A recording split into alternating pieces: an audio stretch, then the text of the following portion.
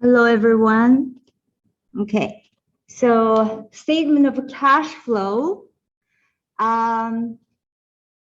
We did a little bit of intro. Today, we will focus on the steps that we need to take to prepare statement of cash flow properly. And so we will go over the format first, and then we'll go over the steps. And then we will show that with a example. We'll do it together. Now, to help us to, to use the time efficiently to do this example, I post a worksheet on the Brightspace. Now, if you download it, if you still have access to it, that's great. If not, you can just go along and then you can go home afterwards to fill it in. So,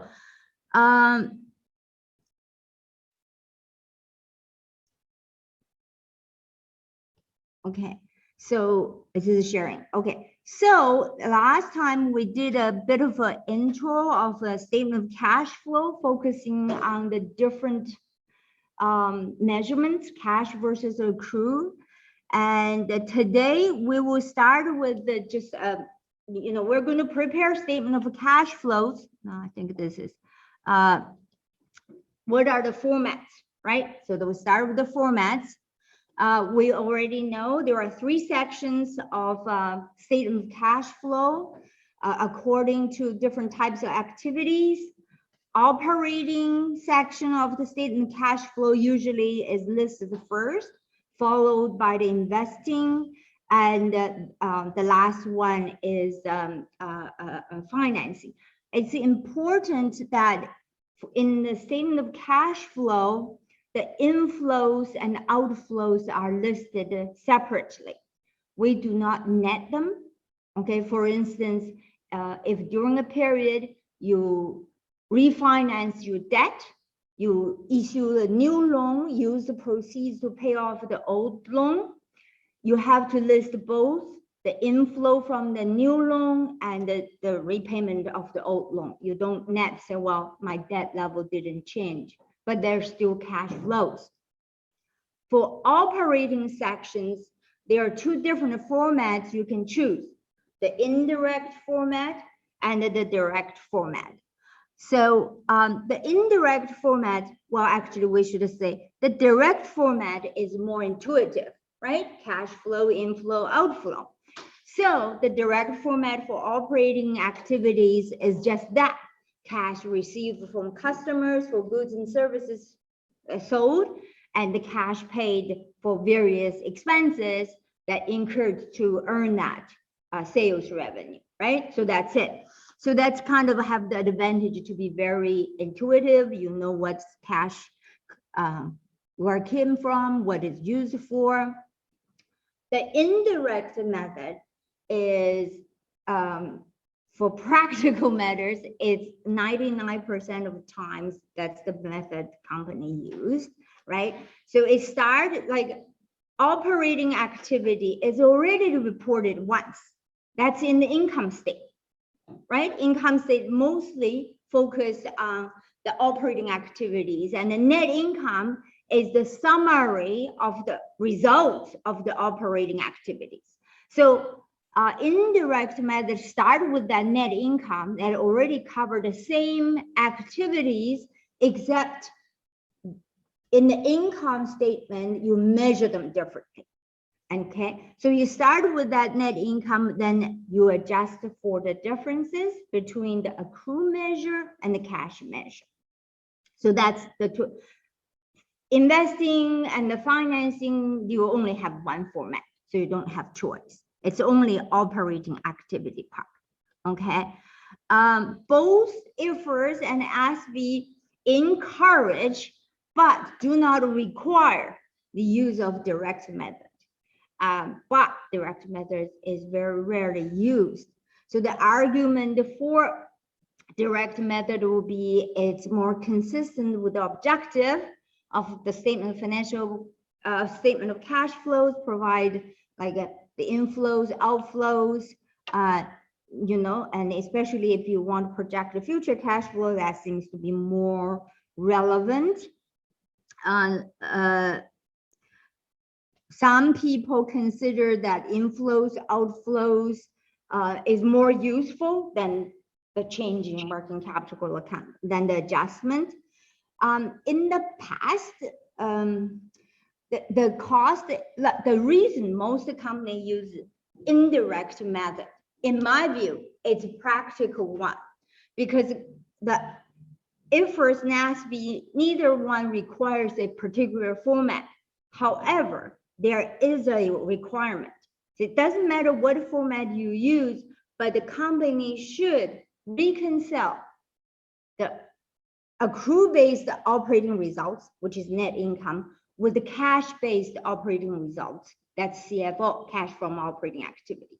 So essentially, even you are not required to use format, but doesn't matter whatever format you use, you pretty much have to give me a indirect method of operating cash flow, because you have to reconcile the difference. So why do something twice? If you do one, you can kill two birds with one stone, right? In my view, that is, it's not for like a which one is better, which one serves our purpose better, which one like just why do more work when you can do less? In the past, there is a bit of a cost is a concern, you know, but now with the computerized accounting system, you know, the extra work involved, the cost involved to prepare either format is not big a deal. Okay, so the direct method exception, I could safely say probably 99% use the indirect method. Occasionally you see company, you know, they just take pride in their like financial statements. They will give you both actually. The indirect, the focus on the difference between net income and the cash flow. And in the past is considered less costly, as I said, it's no longer a big issue. The reporting, like, and this is argument is actually from information quality perspective. We kind of like, we emphasize so much about why we use accrual-based accounting. Accounting is so, like, you have a profession, had a lot to do with the complexity created by accrual-based measurements. If like a cash-based measurements is used, accounting is very straightforward, right? So we do emphasize that. So the idea is if you report income statement based on a cash-based, that's what the direct method is used. You make it give people the wrong impression, saying cash matters more. So that's the last argument, right? But anyways, that's the argument. So to prepare statement of cash flow, you need, first of all, you need a 2-year balance sheet. You need the income statement of the year, and you need additional information. That though just as income statement balance sheets are not enough, you need additional information. Okay, we'll see what we mean by that. So different textbook offer different steps. None of them is the right one or the standard one, whatever works for you, right? Like the gap does not say anything about what approach you use. But anyway, I kind of happen to like this 4-step, maybe not maybe just 3, but I think these steps are pretty good. So we'll stick to that. So the first step is just to determine the statement of cash flow differs from all other statements. Is before you start, you already know where you should end, because you have balance sheet, you know what the beginning cash balance is, what ending cash balance is, and what is the change, right? You just want a more informative explanation. Okay, so first just to determine the change in cash and cash equivalent. That's where you're going to end too. And the second one is to record information from income statement onto operating activity section of the worksheet. Remember, we said the income statement and operating activity section of the statement of cash flow reports same activities, only the measurement approach is different. So you copy that there. And then these categories over, you listed it here, these are actually next, you adjust for the difference. Overall, there are three categories of differences you need to adjust, okay? So the order here is the first one is change in working capital. For instance, in our intro example, we said the sales and the cash collected from customers differ, and the difference is reflected in change in accounts receivable, right? So by the same logic, the expenses and the cash paid for the expenses may not be the same as well, and the difference will be reflected in accounts such as wages payable, accounts payable, income tax payable, prepaid expense, right? So that's just difference between accrue and cash measure. So that's the first category. The second category is cost that incurred and paid for in a previous period. Very wordy, non-cash expense. Depreciation, okay? Depreciation, amortization, impairment loss. All these expenses does not have cash payment accompanied. So we need to adjust for that. And the last one is the amount that were reported as gains or losses on the income statement where the underlying activity is not operating. So for instance, we had like a little example at the end of the last class. That is when you have gains, was that gains? Yeah, we have gains from sale of PPE, right? That gain is included in income statement. However, this transaction is investing transaction. Any cash flow that arise from this transaction will be investing cash flow, right? So in order to report that properly, we need to remove the gain from the operating section. So that's the third category adjustment. Anyways, so that's actually the next step. So the next step is just analyze changing each statement financial position account, identify all cash flows associated with the changes in accounts balances and the recorded effect on the statement of cash flows. Now, in a worksheet, this category includes those changes we just mentioned for the operating activity section. But by identifying changes in financial position account, we also uncover the cash flow associated with the investing and the financing activity. So once you finish that worksheet, all the information you need to prepare statement of cash flow is right there.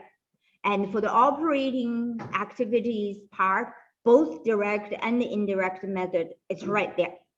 Okay, with that, let's look at the example. There are two more examples in this slide, but it's very difficult to discuss the example with on the PowerPoint because you can only have so much information on it at once, right? So I leave them there, you know, practice with it, make sure you're good with it, but I will use it separate when we work so we can lay out the worksheet properly, right? So I will stop there. So the one that I'm going to talk about is I labeled it as a complex statement of cash flow because it covers a couple of issues, step up from the very basic ones, right? So this is the income statements. Lakers is the company's name, and these are the balance sheet, okay? And there are some additional information, but all these I also show them on the Excel worksheet. So we're going to look at it closely when we move to Excel worksheet. Okay, so the Excel worksheet, am I sharing it? let me just make sure I share it. Share it. Okay. Oh. Okay. So let's see. I will try to get it all in one. Okay. So here I lay out that these are the financial statements we just looked at, right? And here are the additional information. Okay, so let's just look at these additional information first. So Laker Corporation is a publicly accountable entity and classifies interest paid as operating cash flow and dividends paid as financing cash flow. This is, we need to know for public company. Remember, for interest and dividends, both received and paid. If it's what do you call private entity that reports under ASPE, you don't have choice, right? You don't have choice. But if you follow IFRS, you have a choice. So we should know what's the choice. Obviously, you can choose yourself, but at this point, like usually that's a decision made, you know, you have a team in conjunction with the advice of the auditors, you know, you make that decision. So for us, the decision will be made for you. Okay, so that's, we know how it's done. The first additional item of additional information is during the year, Laker obtained land with a fair value of $10,000 in exchange for its common shares. Okay, so when you look at the statement of financial positions, the land should like increase, and the 10,000 increase is not paid by cash. Its purchase is in exchange for shares. So this is the additional kind of issues, right? So this transaction is actually non-cash transaction, right? Because, you know, no cash change hand. You get the land, you issue the shares. And so we need to know that because this one will not be reported in the statement of cash flow. This is not the same as the company issued the shares for 10,000 cash and then use that 10,000 cash to purchase land. In that case, you will have financing cash inflows and the investing cash outflows.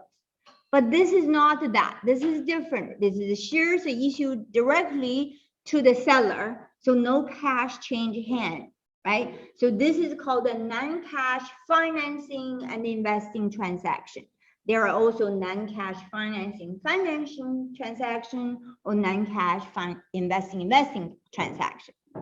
So for such transactions, for the reason probably you can guess, it's not included in statement of cash flow, but must be disclosed as a note to the statement of cash flow, okay? Because it's very similar to you issue shares, get cash and use cash to buy land, but it's not actually the same, right? So this is how it's not in a part of the statement of financial position proper, but it's disclosed as a note to it.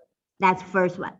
Equipment with an original cost of $46,000 and the carrying amount of $14,000 was sold at a loss during the year. Additional equipment was purchased for cash. So the equipment had a busy year. They have sales and they have purchase, right? So with the information for sales, we can figure out what the purchase was, right? And also they told you they sold at a loss, and that loss is in the income statement. That's why it's not repeated here. It's there, and we know what to do. This is an investing activity. So anything that's included in income statement, we're going to remove it, right? All the cash associated with the statement is going to be in investing. So that's that. A third item, all depreciation and amortization expense are included in operating expense. So it's not listed here, but it doesn't mean there's not there. right? It's not listed here doesn't mean it's not there. And we can figure it out what the depreciation expense is, because we know how the accumulated depreciation account changed, and we know in addition to depreciation expense, the sales of equipment also affect that account. So we can figure it out. Okay, so we can go with the first step if we wish. Let's just do the first step and then we'll do it. So step one, okay, so I already laid out. So this is the 4-step approach to prepare statement of cash flow. Okay, so the first step, we start with the cash balance at the end of the year, December 31st, 2020. Okay, so from the balance sheet, the end of the year, we have 92,000. Okay. Oh, I'm going to put it in the wrong column. And the cash balance at the beginning of the year, that is 18,000. So increase in cash during the year is 74,000. So that's the first step. We know that's where we should end. It's a little bit small, isn't it? Yeah, okay. I can make it a little bit bigger, but yeah. Oh, see, that's the thing. Yeah, that's okay. I think slightly bigger, but not, doesn't lose anything. And then I will put the step 2. I will use the same space for this because you know, otherwise we'll be repeating. So let's say step 2 for now. Step 2, we're just going to copy everything here to here, right? So we have for operating activity,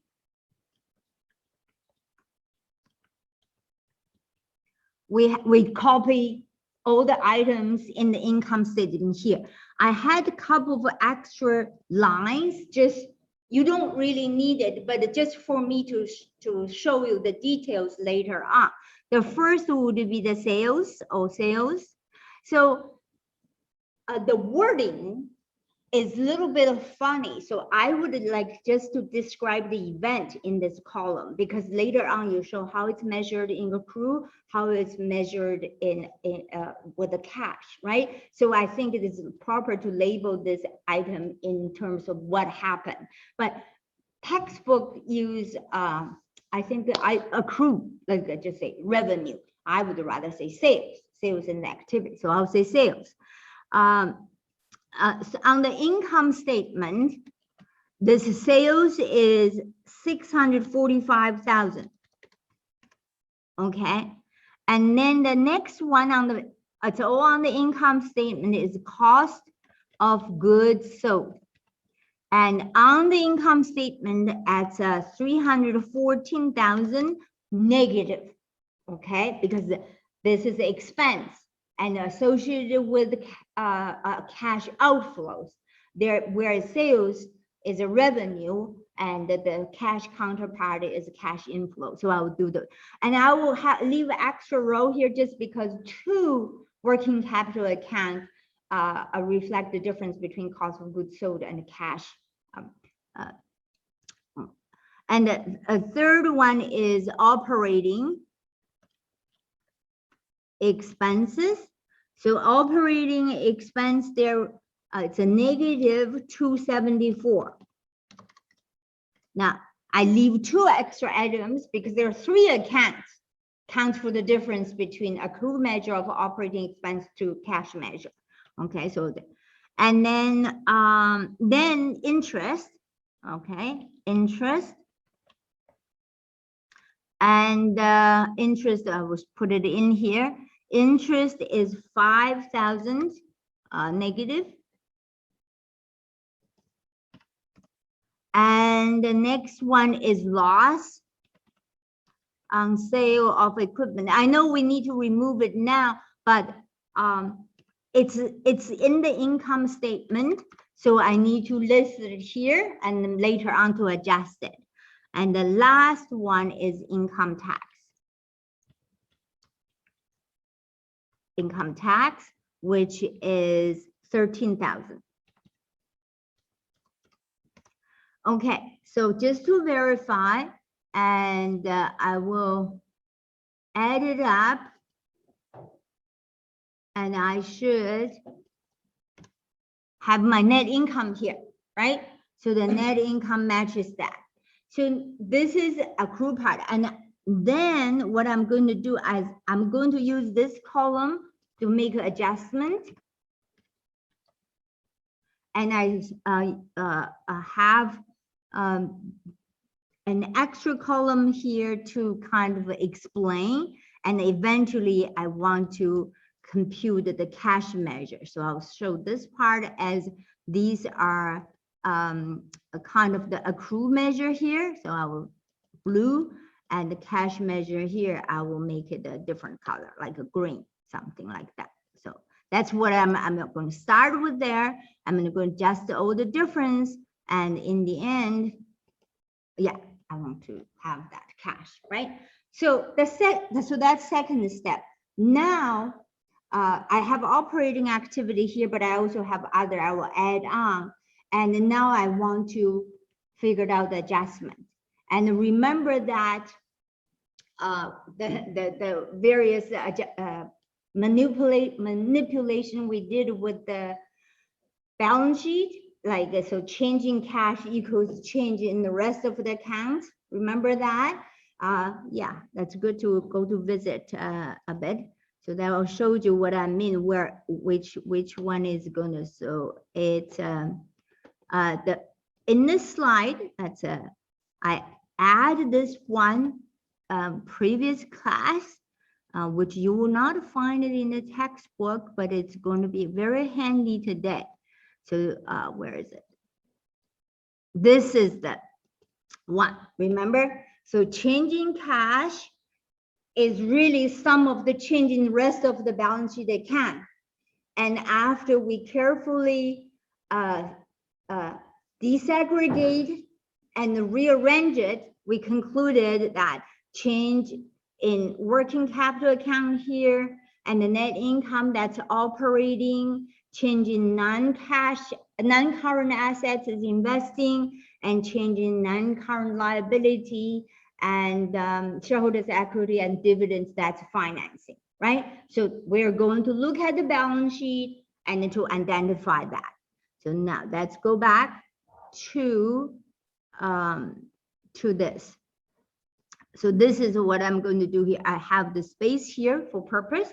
So I'm going to analyze each one of them. So first one, change accounts receivable increase. First of it's operating or investing or financing.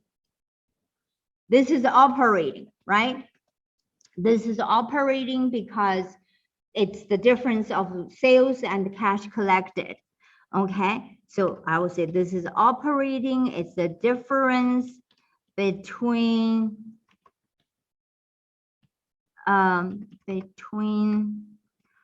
sales revenue, actually between revenue and cash collected. Okay, further, because this is an increase, how are we going to adjust it here?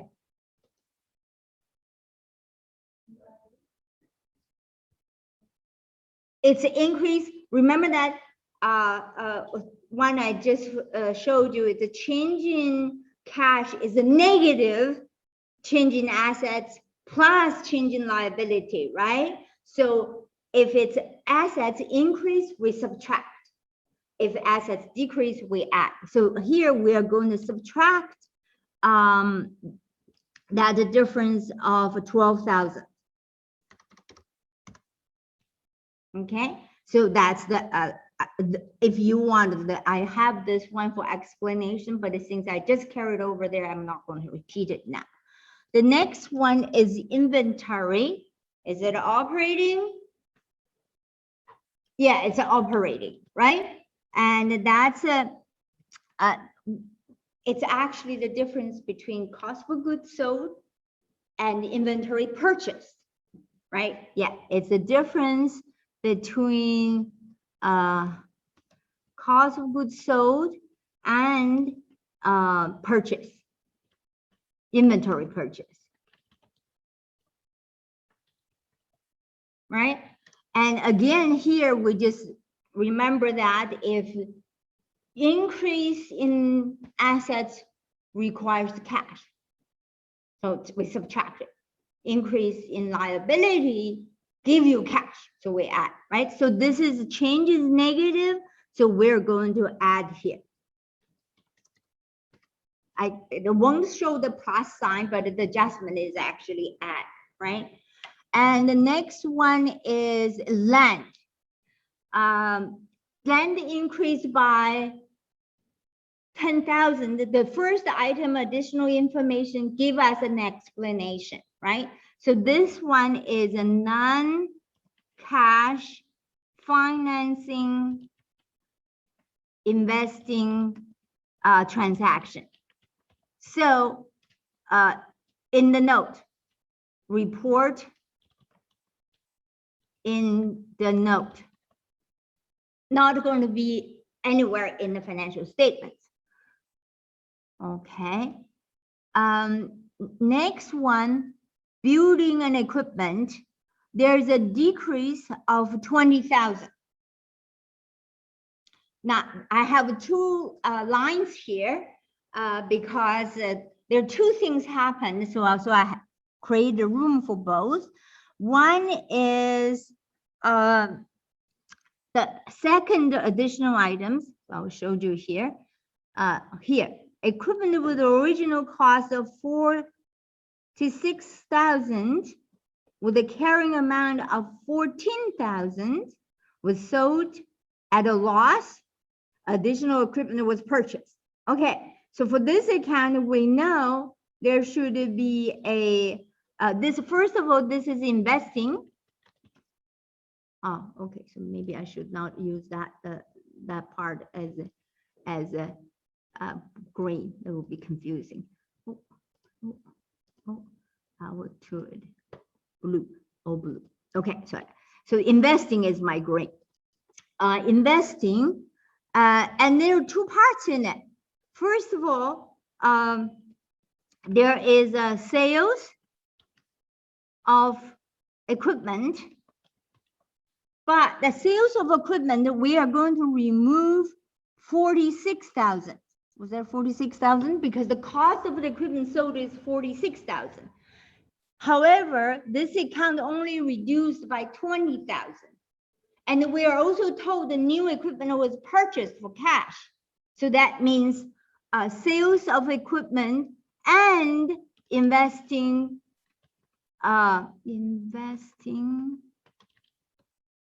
there is a purchase of equipment. Is that a purchase of additional equipment? So the sales of equipment is 46,000, right? So that's given. Guess what's the amount of equipment purchased?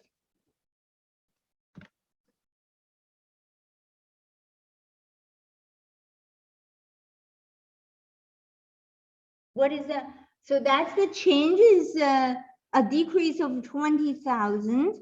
And we know there's a sales, there's a purchase. The sales, the cost of the equipment sold is 46,000. So that implies the cost of equipment purchased is 26.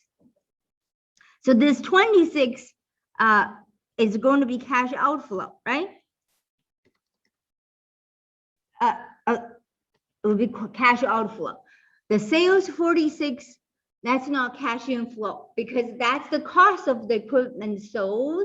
The cash received from that is we have to calculate because all we know is what book value is, and we know there's a loss, right?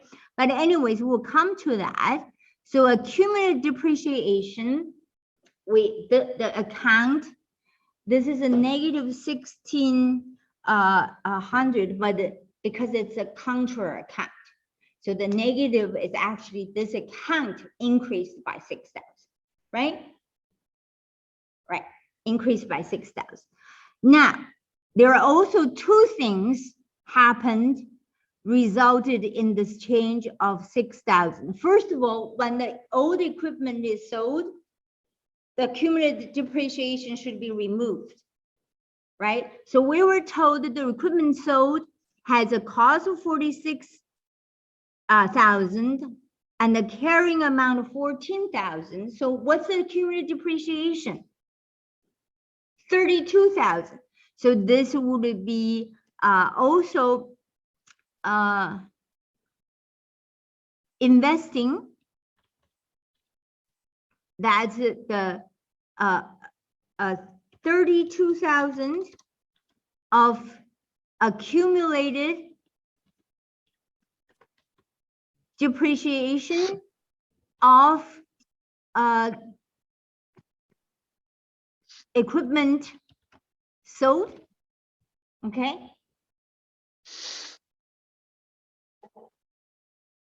And so that's related to that, the sales of equipment. That's investing. Okay, so if we remove that, this account should decrease by 32,000, but it turns out it increased by 6,000. So what does it tell us? What would increase accumulated depreciation? The depreciation. There is depreciation expense. We were told it's included in operating expense. We were told, but the amount we were not told. But we could have figured it out here. Hold on a sec. I think there's a question.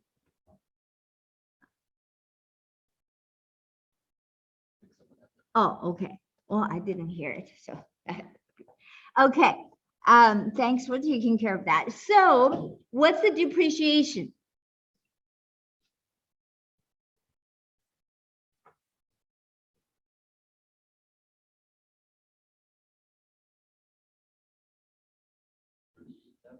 $38,000. Good mental math. Yes. And this will be operating, right? Because we know the depreciation expense is included in net income. So operating, that's 38,000 of depreciation expense. Okay. If you have trouble to see that, I will show it here. I will show it down here, right? I will show it down here, the difference. They'll say accumulated depreciation account.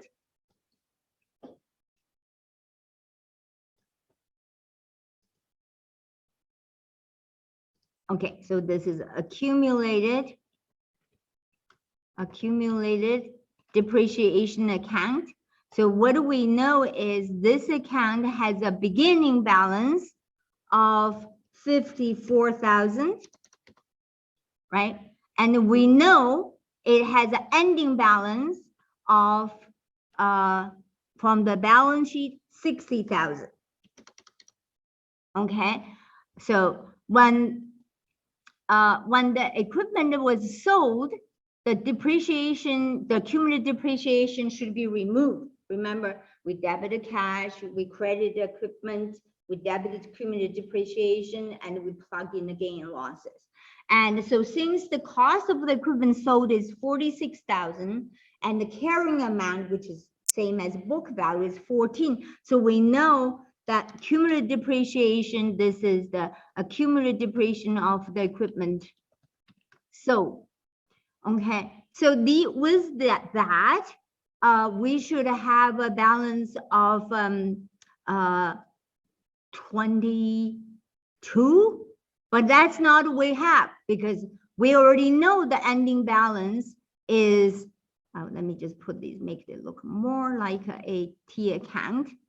But that's not what happened. We know the ending balance 60. So here we have to plug in a number. That's our depreciation expense. That's the number that's not given, but we know for certain that number has to be $38,000.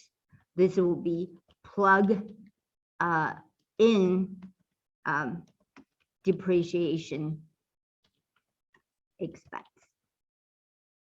Okay, so that's how we figure this all out.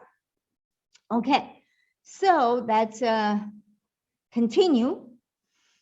Goodwill, so this is impairment, right? So this is operating, right? Because it's included, so it's operating. This is the non-cash expense / impairment. Okay, so accounts payable increased by 15,000. So that is operating. Okay, so we already have this between cost of goods sold and the cash paid to purchase inventory. There are two possible differences.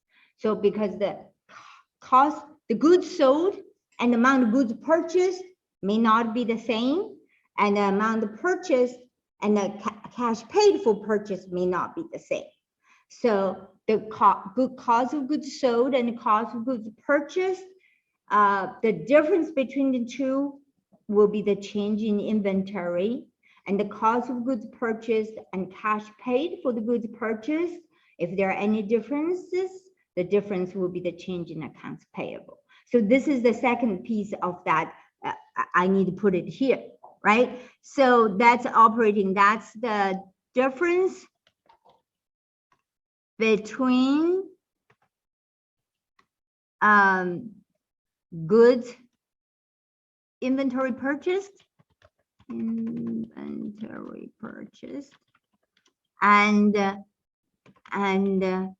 cash paid. Okay, and furthermore, this is a liability and it's increased, so the adjustment should be, do we add that difference or do we subtract?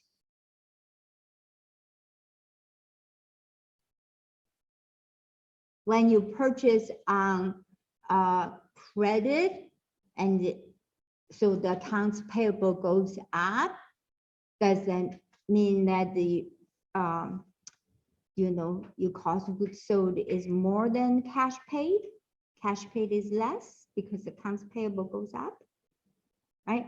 Cash paid. Now, so however, so it will reserve cash, right? But we have a negative number here, so we'll add 15,000 here.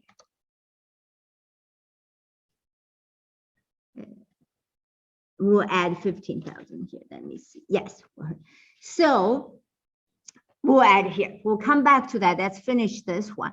This one, accrued liability. So this is related to what they have. Everything down here.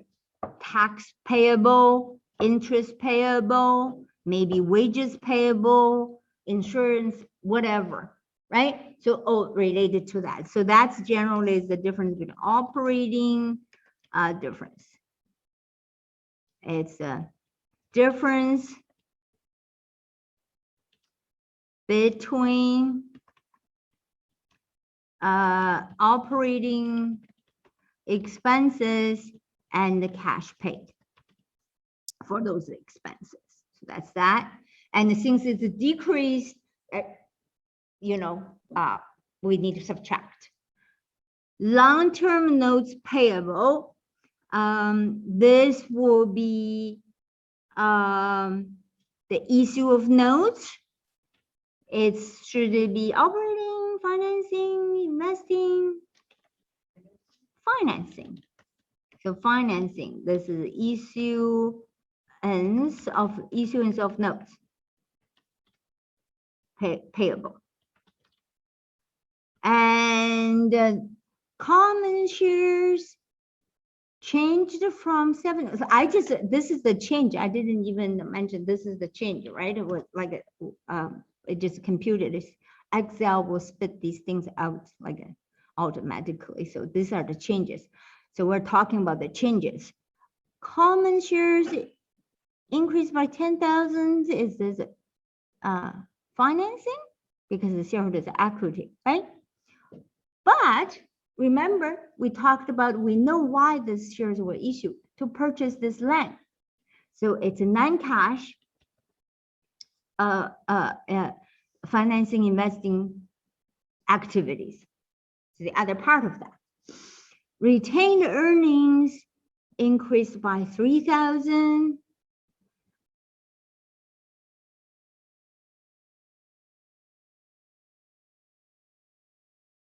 There are two things happen here, we know, because net income is 28,000. So if no dividends were paid, then that means retained earnings should increase by 28, but it's only 30, so only 3, so there must be dividends, right? So two things. One is operating part is net income of 28,000 and financing part, which is dividends, that we have to assume it's cash dividends, because if it's stock dividends, then there's a non-cash financing transaction, right? But without those information, if they say it's stock dividends, then we will have to, there will be increase in shares, right?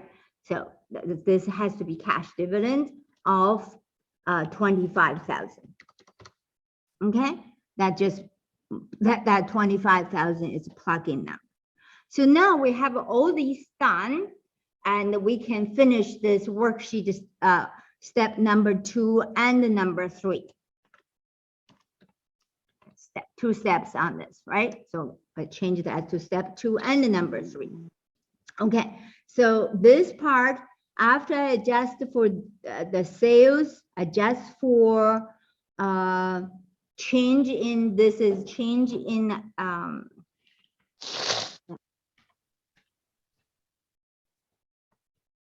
accounts receivable. See, I see at the time I said, oh, I don't need to do that because I already just did that. But see, after a little while, you forget. Now, so I repeat that. So now what we get here is 63300. This is the cash received from customer for goods sold, right? And this items, cost of goods sold, after adjust change in inventory and the change in accounts payable, what I get here would it be, I'll put it here, 298,000. This is cash paid to the suppliers for the inventory purchase.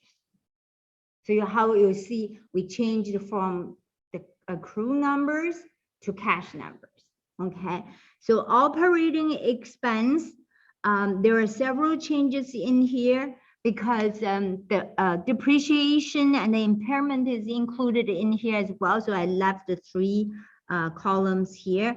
One is the 38,000. That's a depreciation expense. It's non-cash expense, but is included in operating expense, so that it's subtracted from net income. But it didn't. There's no cash payment goes with it. Okay, so we added it back. And there is a impairment, 5,000. That's a goodwill impairment, right? So that's also non-cash expense.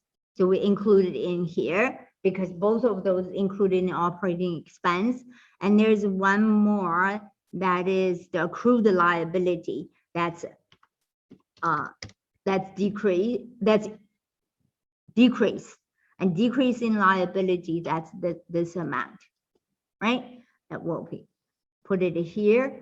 That is a change in accrued liability. I don't have a change in accrued liability.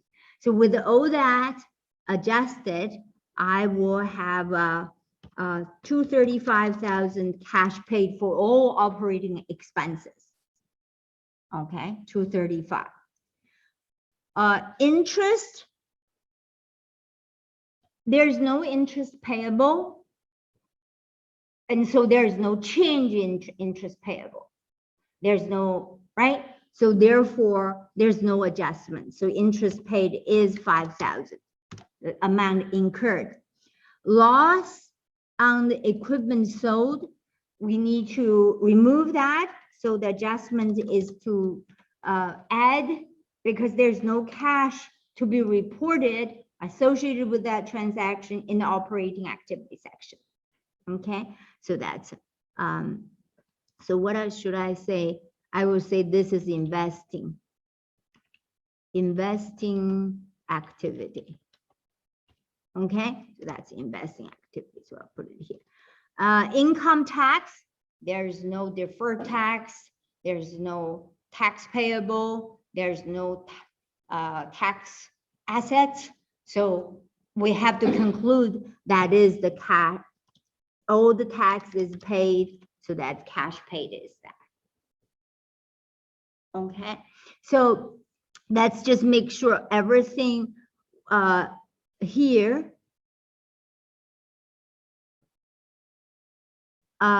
is included. So so this net income is reflected in all these numbers, right? Because these adjustment is made to these numbers, and these numbers add together is your net income. So if you want to prepare a statement of cash flow using the indirect method, what you need would be this number plus all these numbers. If you use the direct method, these numbers. They're the same thing, just different details, so, right? Because these adds these, give you these. And so these are real cash flow showing the direct method. These is summed up in this one number. So the indirect method would be this amount plus all this. All we need to do is to organize these properly, so the statement of cash flow will be formatted properly. But anyway, at this point, we'll leave it here. Let's move on to the next section, investing part. Okay, so investing activities.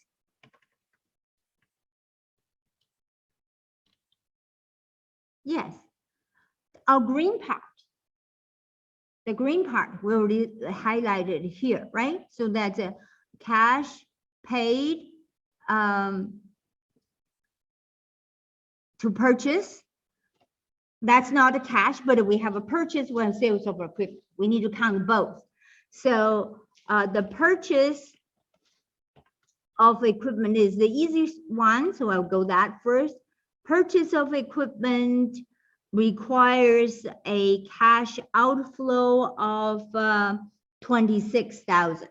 Well, no, sorry. The purchase of, is it 26? Yes, 26,000, right? So it's 26,000 here, cash flow. And the sales of equipment. Sales of equipment, well, we don't know, but we can figure it out. The carrying amount is 14,000. There's a 11,000 loss. How much did we get? 3,000, only 3,000, right? Okay, so if you have trouble to see that amount, I will show it here. Like we'll do the journal entry. So sale of equipment, the journal entry will be involved in the debit cash, debit accumulated depreciation. Okay, so we know, and then debit loss, since we already know there's a loss, and the credited equipment. So let's put the number we know in. The equipment sold, we are told, has a $46,000, right? So that's in. And we know the carrying amount is 14, so that implies accumulated depreciation is 32. And we know the loss is in the income statement. So the loss would be a debit of 11. And so that's only 43 on the debit. There's a 46 on the credit. So that means this must be 3,000. So this is a plug in or plug. We call it a plug, right? As a plug, right? So that's one. Okay, so nothing else because there's only two purchase and sales of the equipment, right? So now let's move to the financing. Financing, we have two purposes. One is issuance of the notes payable. And now we have already figured out the issuance of notes payable. It's 40,000. Yes, that's a 40,000. And the second one is the dividends, cash dividends. Cash dividends is 25,000. Okay, so that's our second and third step. So this provide us with, let's put it in the same color. So this will be the green and this part is purple. I do all these, so it will be everything ties up so you can make reference easily, right? So, okay, so now the rest is just to organize this information into statement of cash flow, right? So I have already prepared it, so maybe I will just oh, so this is what I will do. I already prepared it. Should we want to, there's just a lot of typing. I don't want to do it here. And I have like less than 10 minutes. So I already prepared. So I will download it. I will show you. So we'll just walk it through. Before we look at that, let's say that for the direct method, okay, it's everything you need is in this column. Everything here is the direct method, right? So because on operating, the financing and investing, that's just one way to do it. But for operating, that's cash inflow, cash outflow. Okay, a little bit difficult to see, but if you see it, it makes so much sense. Is the indirect method. The indirect method is this part. Okay, let me just show it. This part equals to this part. Oh.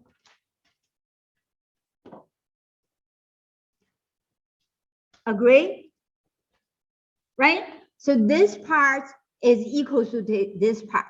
And in this, the accrue and adjustment, all the accrue number adds up to this, all the accrue number adds up to this one. So I could say instead of including these ones, I will replace that with just one number. That's just this number.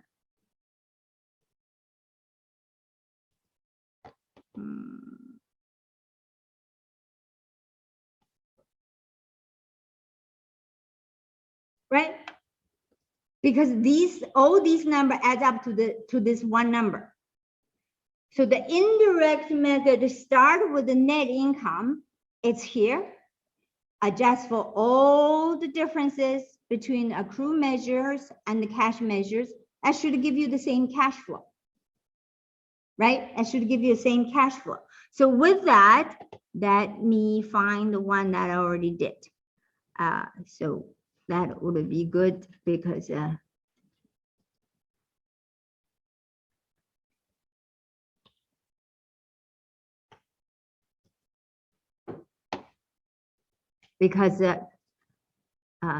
will be just the time for today.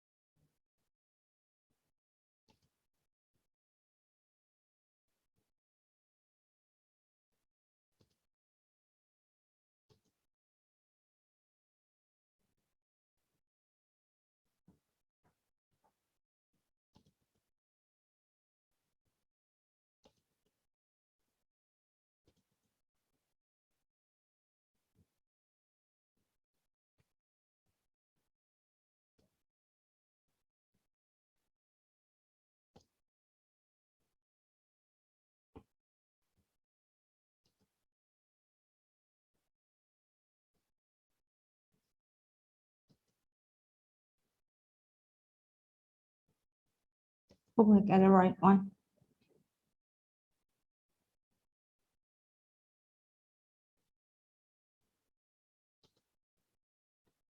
Yes, I have that.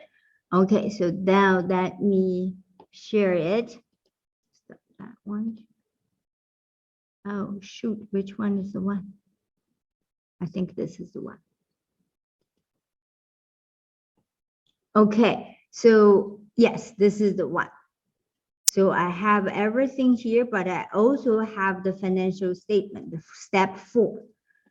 Step 4, I have the financial statement in both formats.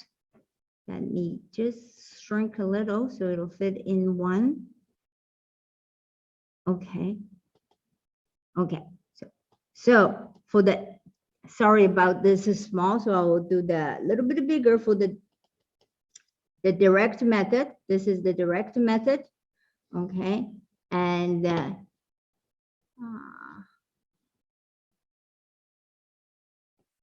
just enough. This is the direct method. This part I want you to see.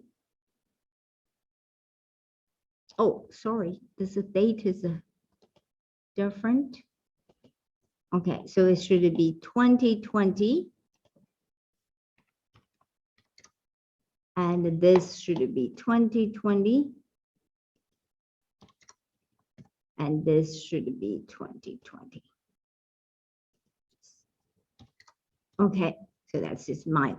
So here we have for operating section, we have all the cash inflows, outflows from this column, give us a operating cash from 82,000.